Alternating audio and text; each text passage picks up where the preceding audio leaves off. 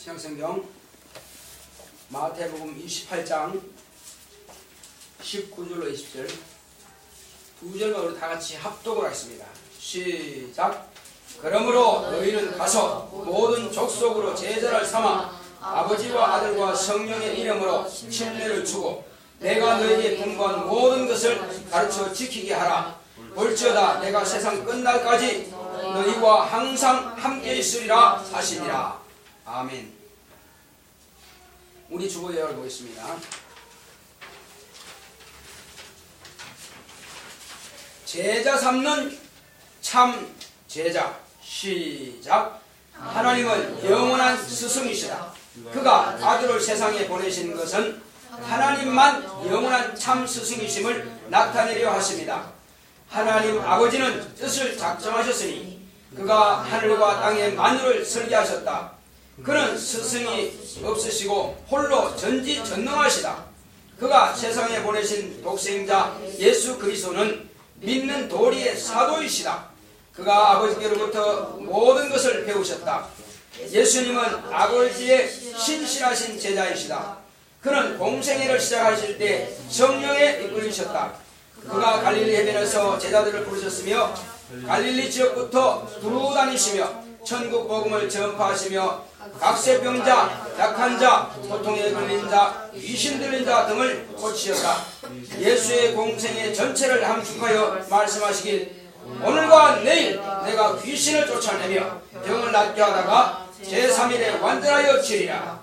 인간을 괴롭히는 귀신과 병을 저주하시고 복음을 전파하시고 마지막에 세상 죄를 지시고 죽임 당하실 것과 아버지께서 살리심으로 완전하여질 것을 말씀하셨다.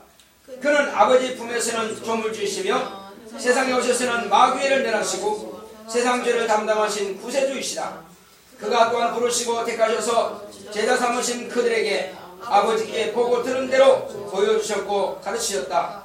제자들에게도 권세를 주어 실천하도록 가르치셨다. 제자들에게 성령 받을 것을 명하시고 모든 족속으로 제자 삼아 지키게 하라 하셨다. 참된 제자는 보고 들은 것을 실천하는 자다. 영원한 예수의 참 제자가 되자. 할렐루야. 하나님은 영원한 스승이십니다.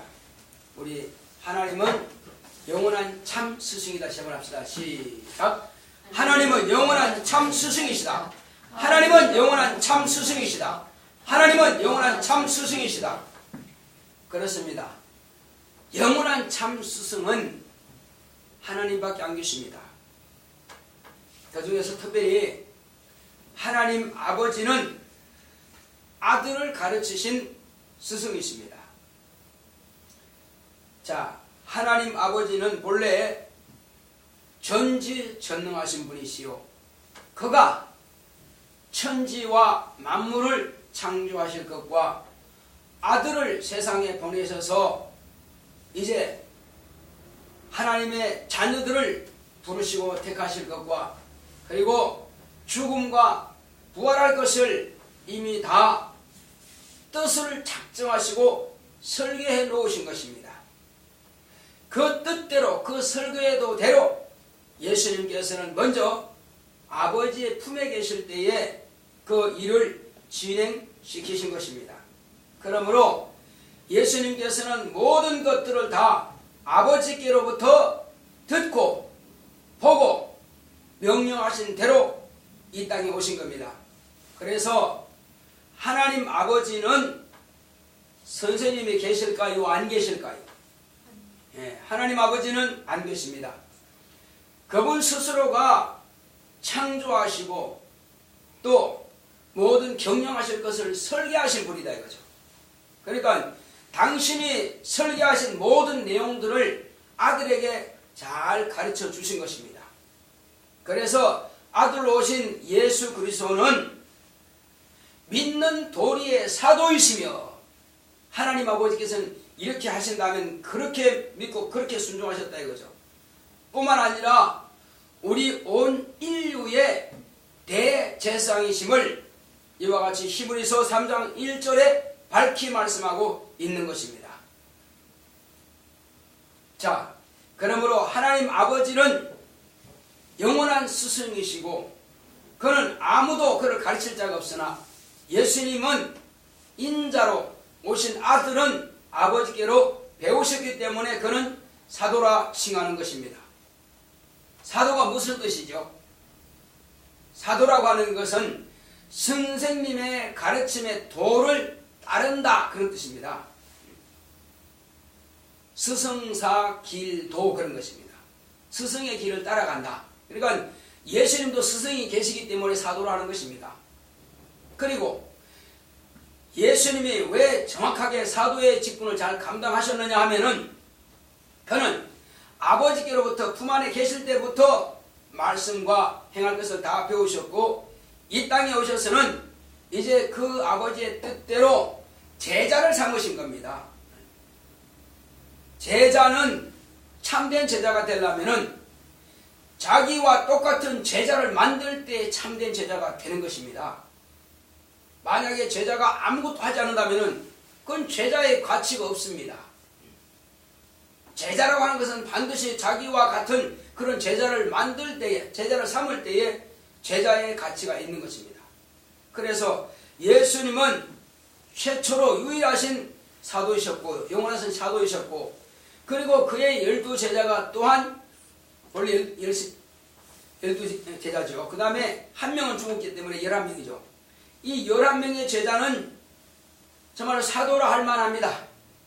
왜 사도라 할 만한가 하면은 그들은 주님께서 계실 때에 제자로서 열심히 배우셨고 또 다니면서 전도도 하고 병도 고치고 또 귀신도 쫓아내고 하는 이런 역사를 나타냈습니다. 예수님 계실 때에. 그리고 예수님께서 성천하시고 난 이후에 성령을 모시고 난 이후에 예수님께서 가신 그 길을 동일하게 따라간 것입니다. 예수님께서 어디로 가셨기에 동일하게 따라갔다고 할까요? 이는 예수님께서 아버지의 명령을 받아서 이 땅에 보내심 받을 때에 이렇게 하고 가르치고 이렇게 제자 삼고 이렇게 죽으라 하시는 그 명령을 받은 것입니다. 하나님 아버지께서는 우리 인간을 사랑하시되 어느 정도 사랑하시는가? 독생자를 내어주기를 아까워하지 아니하시고 내어주시기까지 우리를 사랑하신 것입니다. 자, 우리 요한복음 1장 16절을 보겠습니다. 요한복음 3장 16절. 요한복음 3장 16절 시작. 하나님이 세상을 이처럼 사랑하사 독생자를 주셨으니 이는 저를 믿는 자마다 멸망치 않고 영생을 얻게 하려 하심이니라. 하나님께서 우리를 이처럼 사랑하사 독생자까지라도 아낌없이 내어놓으신 것입니다. 그러므로 그 큰 사랑을 그대로 예수님께서 몸으로서 아버지의 사랑을 세상에 실천하신 것입니다.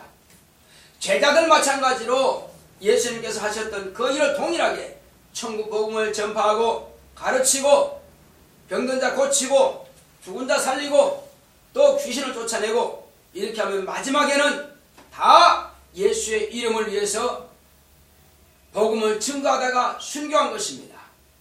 목숨을 바쳐서라도 그들은 복음을 증거하기를 주저하지 않은 것입니다. 그래서 그들은 사도라 하기에 부족함이 없다 이겁니다. 예수님께서 계실 때 직접 눈으로 보고 손으로 만지고 목격한 자요.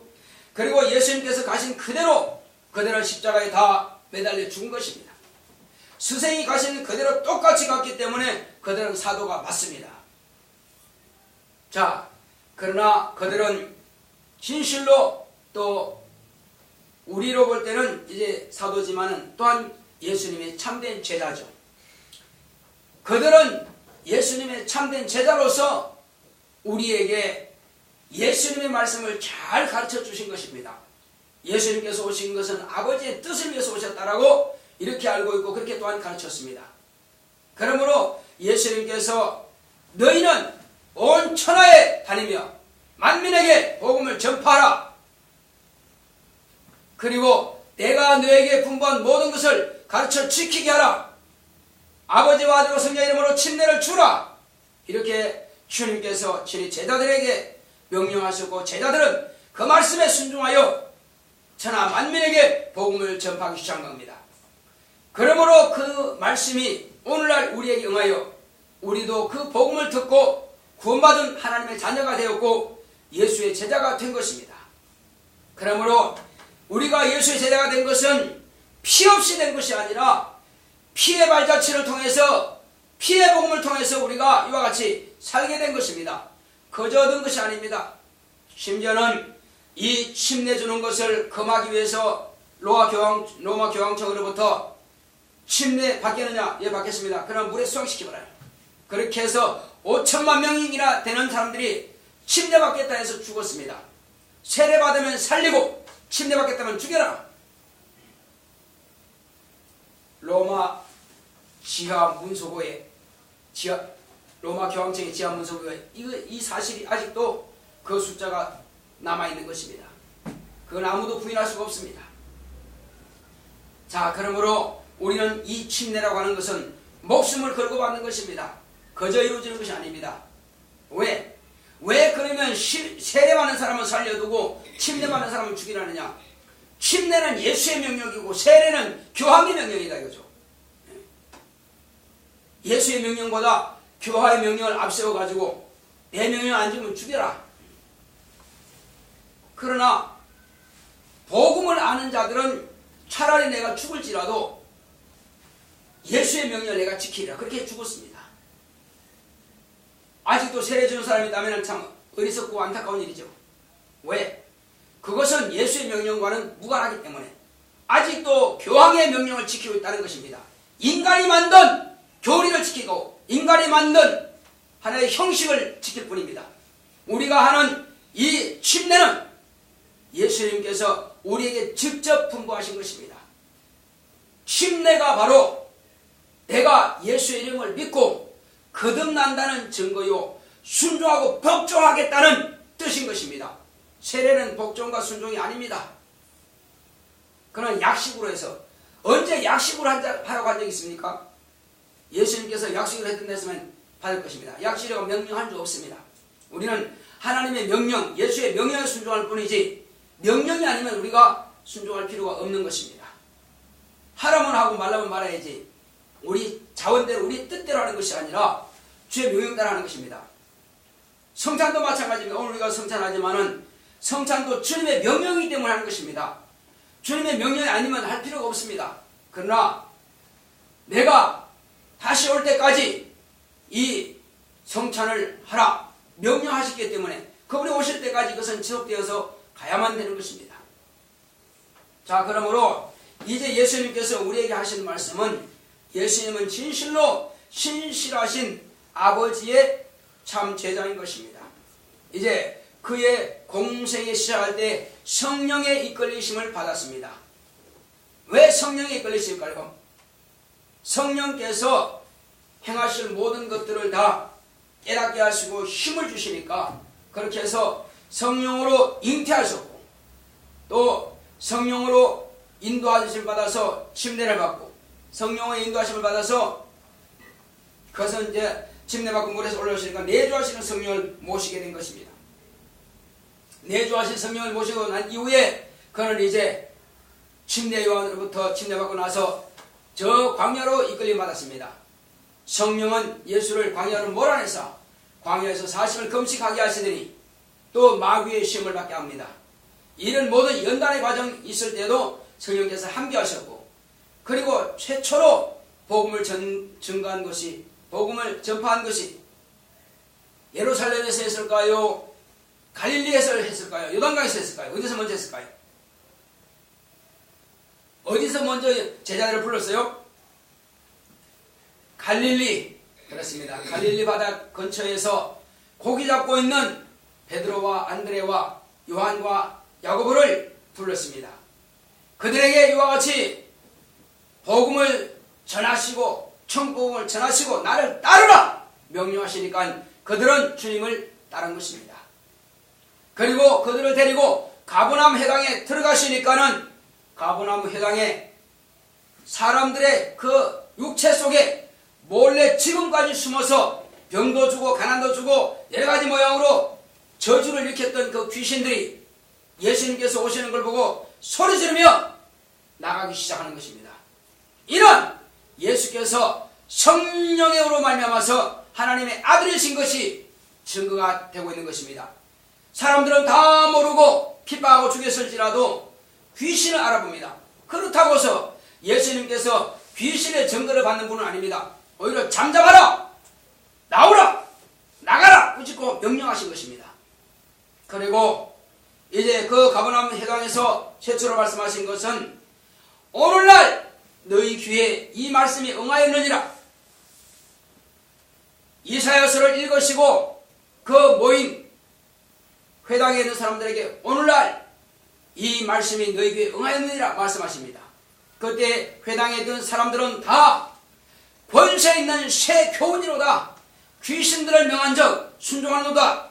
이렇게 하면서 아주 주님께서는 과연 하늘로부터 오신 분이신 것을 그들은 두려워 떨고 있던 것입니다.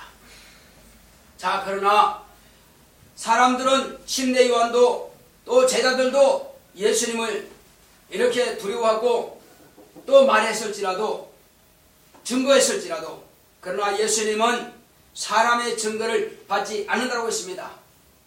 왜? 사람들은 자꾸만 변할 수 있기 때문에 그런 것입니다. 그래서 예수님을 증거하실 이는 아버지와 당신의 입으로 하신 말씀과 당신이 행하신 일과 그리고 성령께서만이 예수님을 증거하시는 증인이십니다. 저와 여러분들이 성령을 모셨습니까? 그러면 우리가 복음을 증거하되 성령으로 복음을 증거해야만 될 것입니다. 지식으로 전하는 것이 아니라 오직 성령께서 우리의 입을 열어서 담대하게 주의 말씀을 증거하게 하실 때에 그때 증거할 수가 있는 것입니다.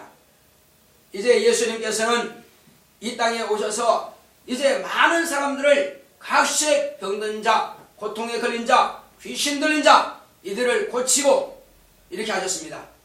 그리고 이제 주님께서는 그들에게 맨 마지막으로 말씀하실 때에 잡히시기 전에 말씀하실 때에 제자들에게 뭐라 그럽니까? 너희는 나를 누구라 하느냐? 물으셨죠. 어떤 사람은 선자라 어떤 사람은 누구라? 그리고 제자들은 너희는 나를 누구라 하느냐? 저는 그리스도시요 살아계신 하나님 아들이십니다. 바요나 시몬아 내가 복이 있도다. 그러나 이를 내게 알게 하니는 바로 네 혈육이 아니라 하늘에 계신 내 아버지시니라.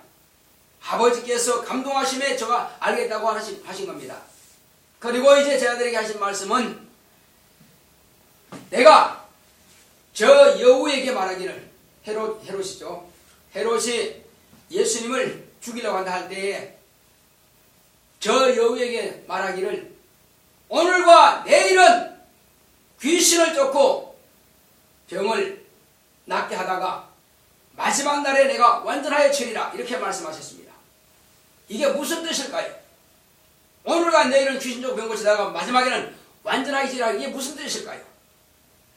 이는 공생의 3년을 함축해서 예수님께서 말씀하신 것입니다. 마지막 예수님께서 잡히시기 전까지는 다 병 고치고 귀신 쫓아내는 일이 주로 하신 일입니다. 왜 그러면 이 일을 하셨을까요? 이는 사람 육체 속에 숨어있는 것이 마귀의 하수인인 귀신들입니다. 이들이 믿지 못하게 방해하고 있어요. 어둠의 영들입니다. 이들이 시험 들게 하고 이들이 믿지 못하게 방해하고 이들이 하나님을 망각하게 만들고 하나님과 인간 사이를 이간시키고 그래서 이 귀신을 쫓아내는 것입니다. 병을 갖다 주고 가족 간에 불하게 만들고 실패와 좌절을 낙심하게 만들고 그래서 이 귀신을 쫓아내는 것입니다. 그리고 병든 자를 고치는 것입니다. 귀신을 쫓아내는 것과 병든 자 고치는 것과 죽은 자 살리는 것과 또 죄를 사해 주신 것은 다 한 뜻에서 나온 것입니다. 이는 마귀를 심판하시고 마귀에게 매였던 자들을 자유케 하는 것입니다. 자, 그러므로 이제 예수님께서 이 일을 하시고 마지막에는 완전하시리라 말씀하신 것은 이제 대제사장들과 또 서강인들로부터 저 빌라도에게 넘겨주고 그는 법 없는 자들의 손을 들어서 십자가에 못 박아 죽이는 겁니다. 이는 누구의 죄 때문이라보다도 우리의 죄 때문에, 나의 죄 때문에 예수님께서 그렇게 당하신 것입니다. 그 당시에 그 사람들이 나쁘다 우리가 할 것이 아니라 예수님께서 죽지 아니하시면, 그렇게 고난당하지 아니하시면 내가 지옥 가야 되는 것입니다.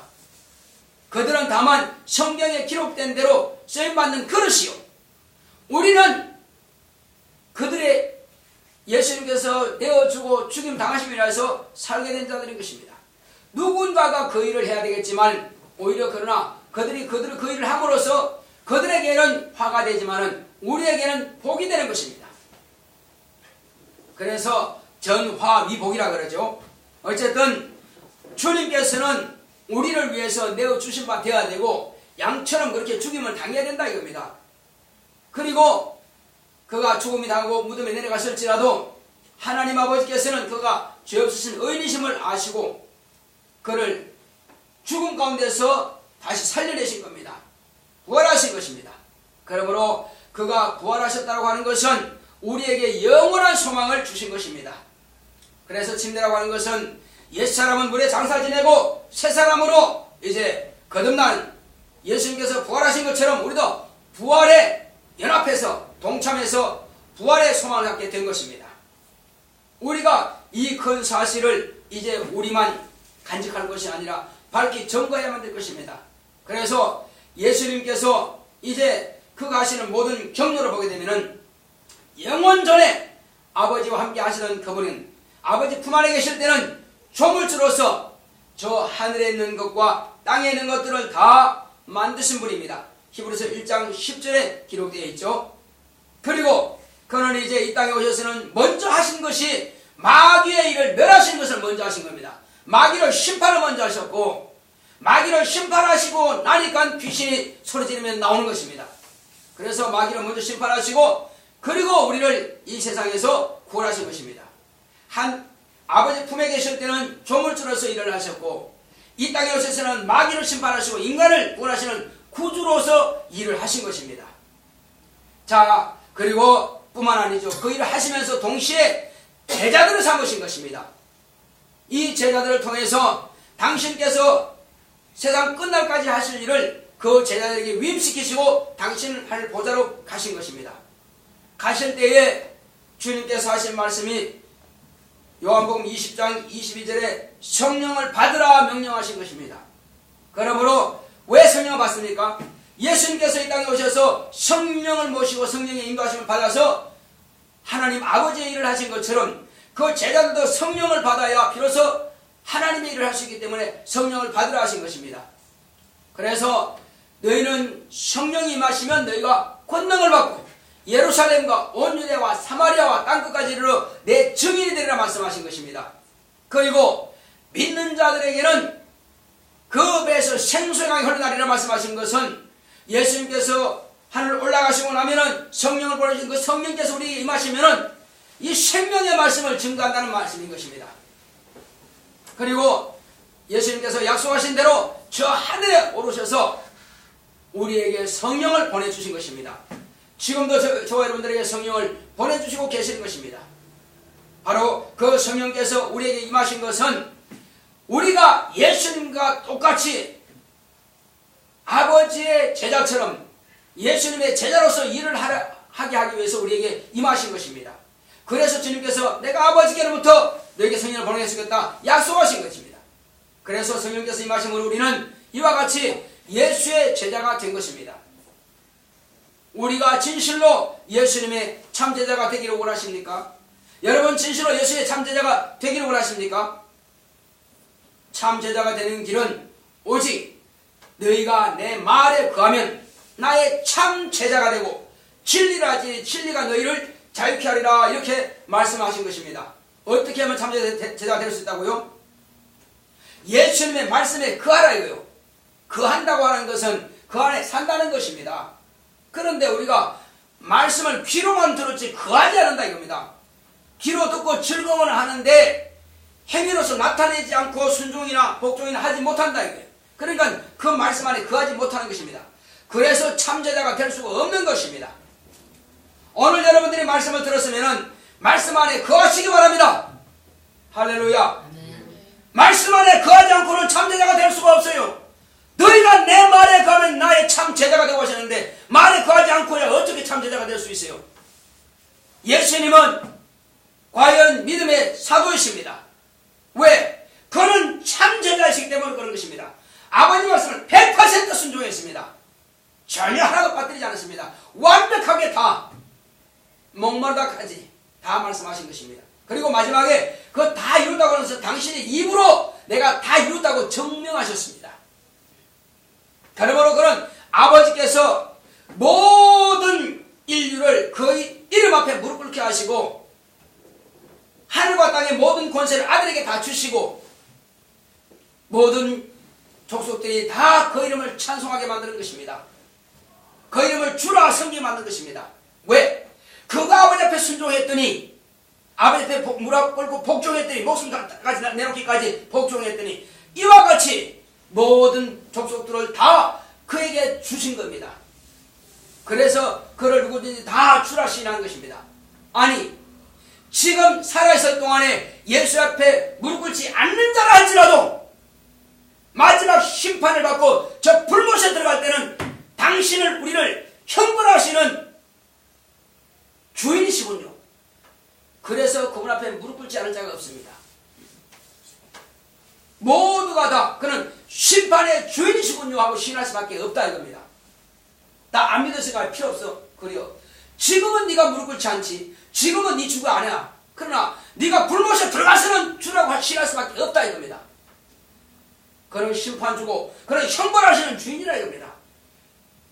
그래서 내가 내 자유로 심판하거나 형벌하지 않는다. 내가 오늘날 너에게 말한 이 내 말이 마지막 때는 너희를 심판할 것이고 너희를 형벌할 것이고 너희를 구원하실 것이다. 우리가 지금 예수님께서 하신 그 말씀에 거한다면은 영생에 이를 것이고 그 말씀을 무시하고 내 뜻대로 산다면은 영벌에 처할 것입니다. 저와 여러분들은 스스로가 그 길을 택하는 것입니다. 오늘 저와 여러분들은 진실로 너희가 내 말에 거하면 나의 참 제자가 되고 하시는 이 말씀을 기억하시기 바랍니다. 바로 주의 말씀에 거하는 자만이 예수의 참 제자인 것입니다. 할렐루야. 아멘. 자, 내 영혼아 예수의 참 제자가 되자 세번합시다. 시작. 내 영혼아 예수의 참 제자가 되자. 내 영혼아 예수의 참 제자가 되자. 내 영혼아 예수의 참 제자가 되자. 예수의 참 제자는 말씀을 듣고 예수님께서 하셨던 그 일을 동일하게 하는 자가 바로 참 제자입니다. 그러므로 제자 삼는 자가 예수의 참 제자예요. 제자 삼지 않는 자는 참 제자를 할 수 없다 이겁니다. 자, 내 영혼아 제자 삼는 참 제자가 되자 세 번 합시다. 시작. 내 영혼아 제자 삼는 참 제자가 되자.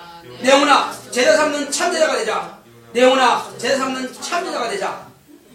그러면 참 제자와 그렇지 않은 제자가 뭐가 다르냐? 원래 스승이라고 해서 참 스승이라고 하는 것은요 원본을 말하는 것입니다. 원본 설계자를 말하는 거예요. 자, 곡을 쓸 때도 원작자 있지 그죠? 원작자 그죠? 예? 아니 편곡한 사람 말고 그 원작자는 반드시 원작을 쓴 그대로 가르쳐야 돼요. 반주자들에게 가르쳐야 됩니다. 노래한 자에 가르쳐야 됩니다. 그래서 자기가 쓴 대로 반주할 수 있도록 가르칩니다. 그냥 써도 끝난 거 아니에요. 그것이 첫 번째 스승이에요. 또 마찬가지입니다. 이제 저 소설이라든지 아니면 뭐 시나리오 썼다.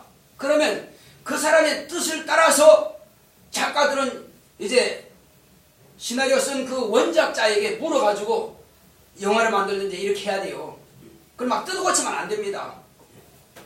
그래서 모든 것이 원작이 있습니다. 그러면 하늘과 땅을 만드신 원작자가 누굽니까? 원작이 누굽니까? 누가 만드셨어요? 하나님 아버지가 설계하신 분입니다. 아들은 설계도 대로 하는 거예요. 설계하시면 세상에서 말이에요. 누가 설계도 딱 만들어 놓으면은 건축자들이 많죠. 누구한테 주든지 그 건물 그대로 나와요. 누구한테 주든지 간에. 그래서 설계자가 바로 원작자입니다. 그래서 아버지만이 스승이 안 계신다 이거예요. 그분이 원작을 하신 분이기 때문에. 이제 아시겠어요? 그분은 원작을 하신 분이고 예수님은 원작대로 그대로 만드신 분이고 우리도 마찬가지입니다. 아버지께서 말씀하신 그대로 예수님께서 실천하셨고 우리 또한 예수님께서 말씀하신 그대로 가는 거예요. 그래서 아버지만이 영원한 스승이시고 예수는 그의 제자이시고 우리 또한 예수의 제자인 것입니다. 여러분들 지금 목사의 제자가 아닙니다. 누구 제자라고요? 예수의 제자입니다. 예수 누구 제자라고요?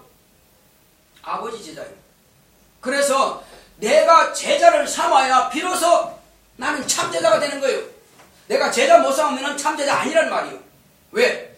예수님께서 하신 그대로 따라가야 되는데 그대로 따라 뭐 해야 돼요? 예수님께서 전도하고 가르친 것들은 나도 그 해야 돼요. 여러분들이 진실로 예수의 참 제자가 되려면 예수님께서 하신 그 일을 그대로 하세요. 그러면 예수의 참 제자입니다. 할렐루야. 그래서 내가 제자를 삼아야 예수의 참 제자인 것입니다. 그 뜻이에요. 지금 기도합시다. 기도하실 때에 주여 내가 과연 예수님의 제자가 되야만이 과연 주님께서 나를 쓰시고 그리고 나와 함께 하신 것을 경험할 수 있사오니 나로 하여금 예수님의 참 제자가 될 수 있도록 나로 하여금 예수의 제자 삼을 수 있도록 기도하겠습니다.